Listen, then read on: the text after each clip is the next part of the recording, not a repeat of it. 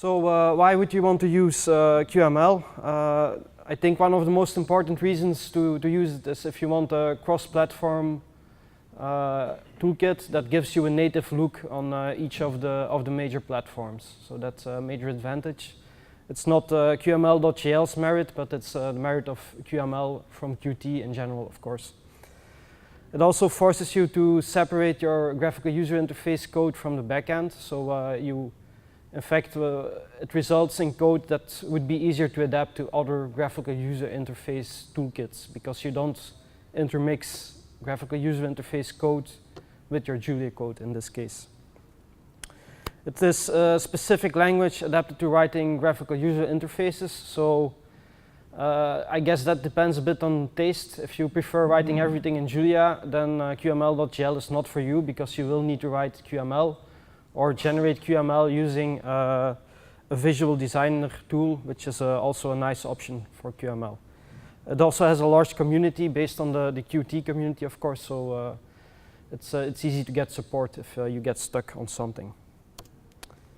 So a bit of an overview of my slides. I will start with a bit of QML basics for those of you who have never used QML. Has anyone used QML before? Okay. So then I'll talk a bit about basic communication between Julia and QML. So how do you pass a string, how do you pass an integer, stuff like that. Then more complicated communication using list models, display, and then finally the nicest examples, I would say, where there are some graphics and interactive graphs and so on involved. So the basis of QML is that it's a JavaScript-like language for describing GUI. It's declarative, so you basically just write a static graph of your graphical user interface. That's what it boils down to. I'll show an example immediately.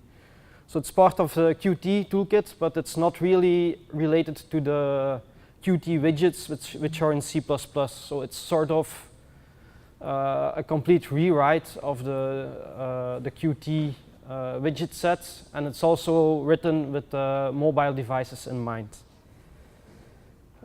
So the idea is that you connect JavaScript, C++, and now with QML.jl, Julia functions to actions in the graphical user interface. That's the major idea. It's never the other way around. So you cannot, from Julia, say, show me the text that is on the button in the lower left corner of the window. You don't have access to the GUI from Julia. It is accessible from C++, so I could wrap that in Julia, but I chose not to because doing that is in fact against the QML guidelines. And you can inject data directly into the GUI using so-called context properties, which we will see later. So what does a basic QML program look like? This is the declarative structure of a very small hello world example. So first you need to import the necessary Qt packages, and then you have a nested set of class-like things with curly braces. So we have here a window. Inside that window we have a column layout that contains a text and a button. So we can launch, this example is purely QML, there's no Julia involved, but we can launch it from Julia by using the QML package.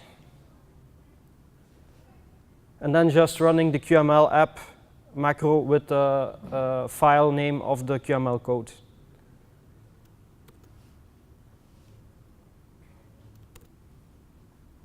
Then it always puts the window in the back. So here we have our window. Going back to the QML code, we see that we connected the button. When it's clicked, it does qt.quit, so it will quit the Qt application. And that seems to work, okay. So now let's try to interact a bit with Julia using this. So the first thing we want to do is connect to a Julia function. So instead of the qt.quit, we will call julia.quit. So of course, if you do nothing, QML will just say it doesn't know Julia. So you have to import the Julia module into QML before you do this kind of thing. So what does it look like in Julia then to make this possible?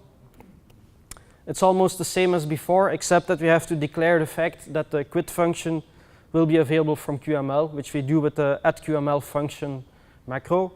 And then if we run this, it looks the same, except if I click goodbye world now, nothing happens. How typical. I tested this only 20 times or so. I didn't run this cell. I forgot that. Okay. So when we hit goodbye world here, it will say the kernel died. There we go. So it quit Julia.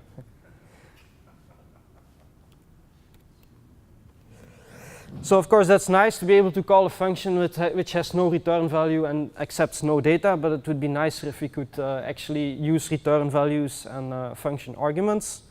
So that's possible also in the same way. We have here a function called caption. I have to remember to run all the cells, otherwise it goes horribly wrong as before. And we have a second function that takes a string and sets it in a global property or global variable text field content, which is empty at the start of the program. The QML looks almost the same as before, except that we get the text from the caption function, and when the text changed, we use the setText function to pass back the text to Julia, and we also have a third property to show that we can use the Julia uppercase function to change the text in real time using Julia function. So we declare the 3 functions that are used and run the program. Here I choose, instead of exec to run it, I choose exec async, which will run the GUI asynchronously, which means if you do this from the REPL, the REPL will remain active. The way this works is a bit of a hack, because it actually places the Qt event loop into the Julia REPL event loop. And so it's not multi-threading. Ideally you would do this with multi-threading, but that's not possible in Julia yet. So running this, we should get another window. Here I can now enter a value, and it will use uppercase to directly change everything to uppercase, as below here. Because it's running asynchronously, I can just, while this is running, show the content of the text field and show that it changes in real time. Okay. So let's kill the kernel again.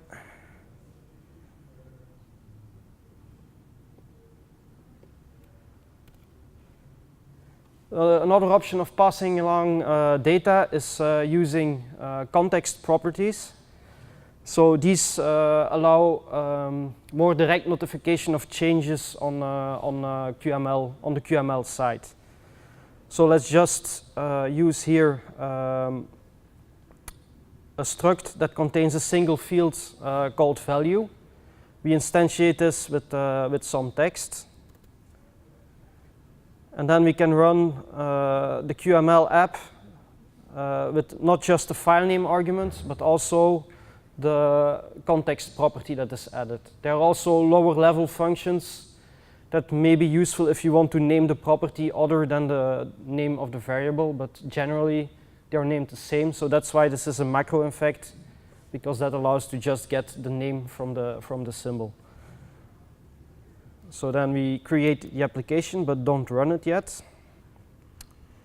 Now, once this application is running, we can also access the property using the @QML_get macro and the root of all the context properties that exist in QML, which is obtained via the QML context function. So the macro here, QML_get, is just a way to overload the dot, so that basically this macro warns you that whatever follows may do weird things. So.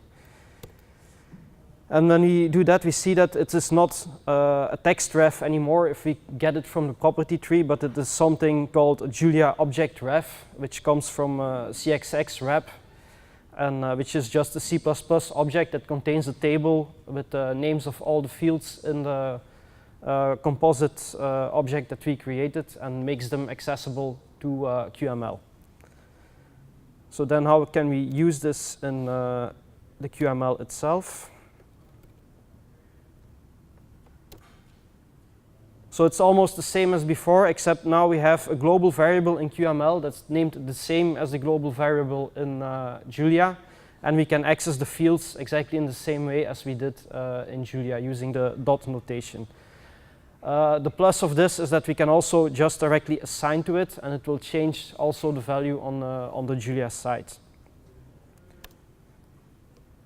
So now we run the application that we created.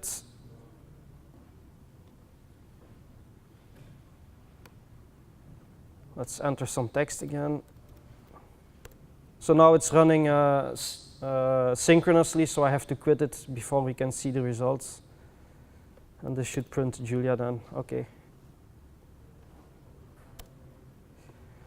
So another thing you can do with context properties is notification. So if we used the QML get macro before, but if you use the QML set macro, rather than directly assigning the Julia value, if you do it using QML set, as in this function, it will actually notify the QML side of the change. So if you do that, QML will see something changed. So we can use that to count the number of clicks on a button, for example. So here I just create a function and register it to QML. We just have a text field here displaying the number of clicks, which comes from the global context property, which is the same name as in the Julia code. And we have a button that when we click it, will just add 1 to the number of clicks. So running that, it counts, okay. So QML gets, in fact, a notification back from Julia here. It's Julia that adds the number and then passes it back to QML. And then when we quit it, we can verify that Julia did indeed know about how many times the button was clicked. There's an alternative method of doing the same thing using signals. So emitting QML itself has something called signals to notify other things. In fact, properties use signals under the hood. They emit a signal when they get changed. So you can also just emit a signal, which might be useful if you don't want to pass a value along. So if you just want to signal something happens, but it has no value associated with it, you can use a signal. That's the main use case for it. But you can also pass a value if you want. So it looks just like a function call, except nowhere in Julia is the function click edit defined. We'll see later that this is defined on the QML side. So defining that function. We see here in the Julia code, it's almost the same as before regarding the button.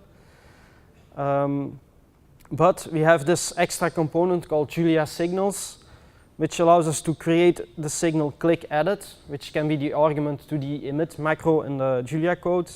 And when the signal happens, we change the text of the text display.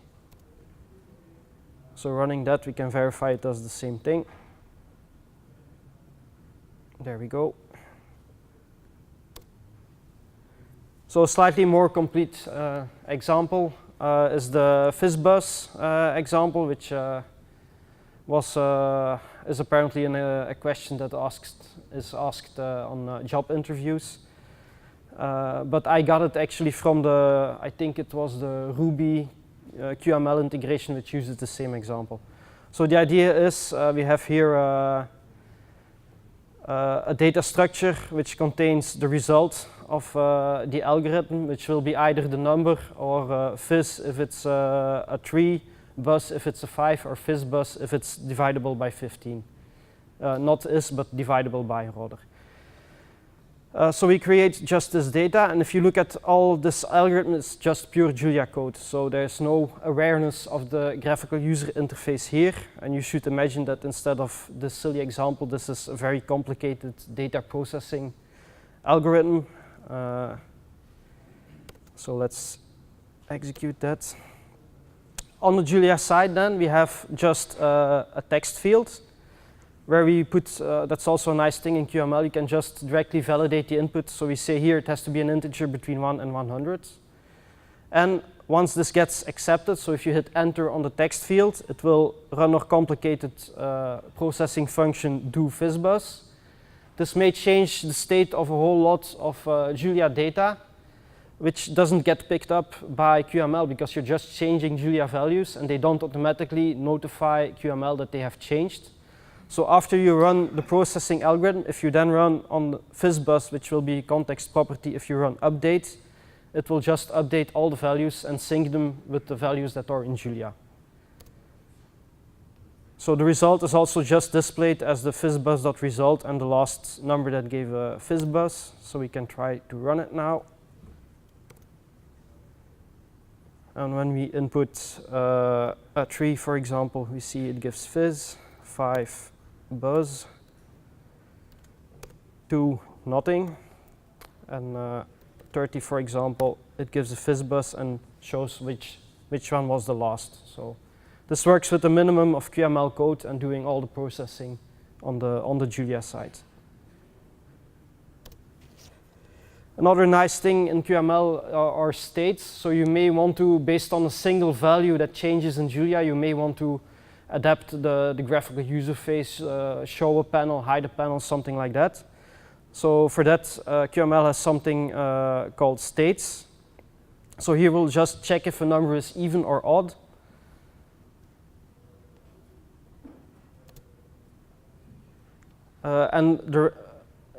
In function of that, color a rectangle. So here the rectangle itself has a number of states, and when it is odd, it changes to red. The other code was too big to fit on the slide because I don't know how to change the font size in reveal.js. But when it's even, it changes to green and so on. So on the Julia side, we just have a single value called state in our data structure. Which starts at the value startup, and when the number is, depending on whether it's even or odd, it changes it to even or odd uppercase, the name of the state. So when we run that, if we put an odd number, it changes to red, and if it's even, it changes to green.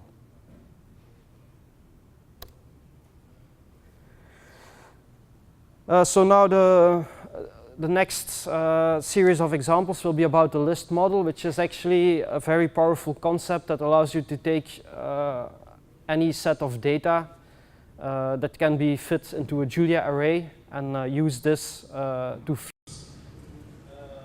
displays on the graphical user interface. So it's called a list model, but it's not limited to lists. So let's start with a simple example. We have a fruit which has a name, cost, and description, and we just make a series of those.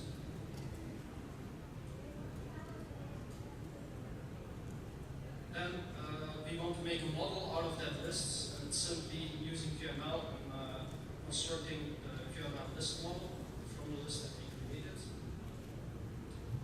So how does it look in QML? It's extremely simple. In fact, the fruit model, the list model we created will be a context property. And we just add columns for each of the fields that exist in the data model. Now when we run it, it just shows in a nice list what the contents of that list were. So that's a nice display, but not interactive yet. So we can then, instead of using the default table view, we could also use a list view with a custom delegate for each item. So a delegate is just some QML object that gets instantiated for each item in the list. So here I just took a row that displays first as text the name and the cost, and uses a text field that can be edited for the description. So if we run it using the QML that contains that, we can change the descriptions. These I actually don't know what they are, so it's from a QML example from Qt. And then normally it should have changed the data where I entered new values. Okay. So the model works in two ways, in fact. So it's not limited to lists. There was a question about a game board on the discourse recently, so that inspired me to try something with some emoji. So we have here a set of emoji that not only have the property of their appearance, but also x and y coordinates. So we can create a series of those, setting the x and y coordinates randomly. And then instead of using the list view, we have a nice item in QML called the repeater, which just doesn't describe how the layout of the objects is. So if you use a repeater, you can just say the x and y coordinate of my items should be the ex and ey that come from the model. And we can then add a mouse area for interactivity to each of these items from the model, so that if I click it, it will change colors and increment the number of clicks on each emoji.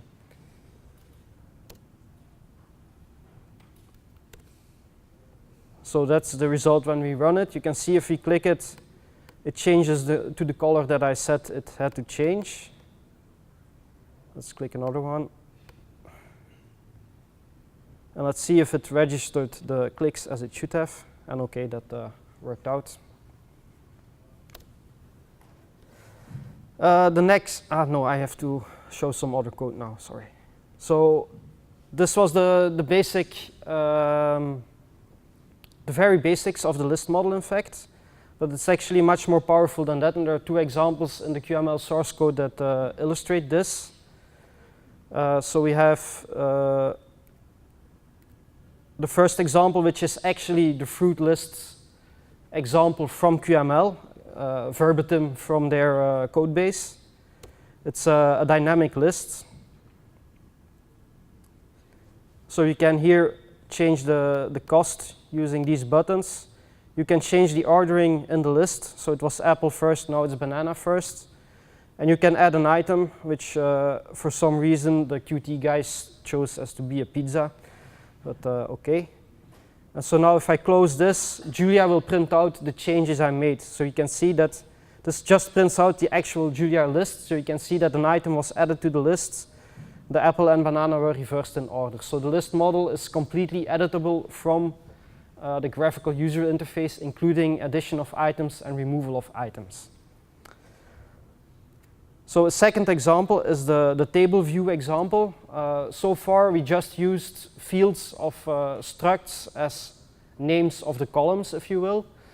But it's not limited to that. You can actually use the add role function to dynamically add and remove columns. So I'll demo the application first. So this is also following an issue on QML, where someone wanted to dynamically add columns and remove them. So we can here, if we click add columns, it will add a number of years, and the numbers here below are just random. So I'll just quickly show how this works on the Julia side.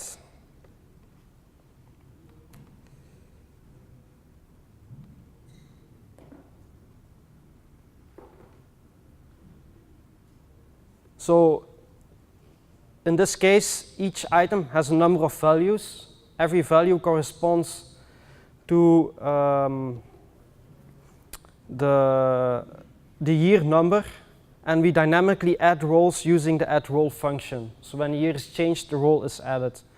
I'll not go into detail how this works in QML, but you have to use a JavaScript function to dynamically change the roles. But it's all fairly simple, and actually it's based on an example I found on Stack Overflow. So because time is running out, I'll try to show some of the more interesting examples. So the Julia display, basically it just allows you to create, I run this already because it's calling pyplot. So it basically just exposes a Julia display in QML. You can add a panel in the QML code that's called Julia display. I think, yeah, here is the code. Give it an ID and then call a Julia function that takes this display as an argument, and then use the normal display pipeline of Julia to display stuff on it. So here we have a simple plot window, and when you click it, it calls pyplot and will plot a sine function. In this case, the link is only made with the button, so if you would want to resize this interactively, you would have to connect to the on-width changed, which I didn't do here, so you get this. Then if you plot it again, it will adapt to the size. But QML only does what you tell it. So if you don't connect to the width changed, nothing happens if it changes. I have to reset here, apparently. Okay. So I'll now just show the OpenGL example. So there's an OpenGL widget available in QML. And this will display a triangle where the corners are modeled by a corner structure. So there's a render function which Simon wrote and I copied, because I don't know that, I don't even know enough OpenGL to write a triangle by heart. So the render function, that's just a Julia function using Simon's OpenGL packages, has then to be converted to a C function to make it faster to call from QML. So we register that. And then this is optional, so it's to add interactivity. We also create a list model that contains all of the corners. And when we run it,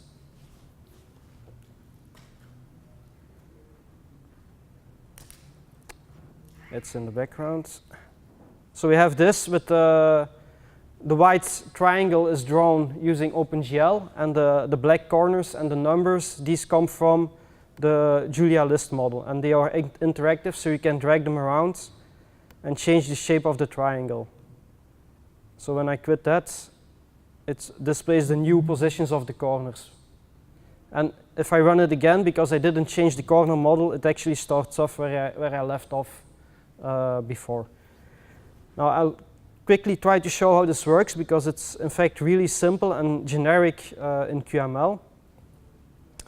So basically, to draw the OpenGL, all you need is to add the OpenGL viewport and specify the render function.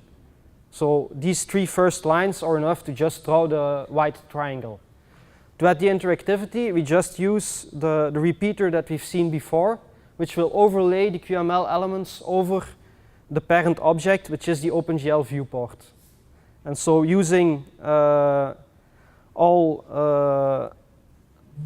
all the stuff we've seen before, actually, the list model and so on, we just add a rectangle that is 8 by 8 pixels, which is the black dot. Once the component completes, we compute from the reduced coordinates of the triangle, we compute the screen coordinates so that it's at the same position as the corners in OpenGL. We add a text label that gives the point ID and is offset by 10 pixels in each direction. We add the QML mouse area, which is just a standard QML component that with just these three simple lines allow you to add dragging to it to change the position interactively. And we just connect to the onX changed and onY changed signals to modify the underlying model data. So it's just using standard QML components and a list model to drag points around on a triangle.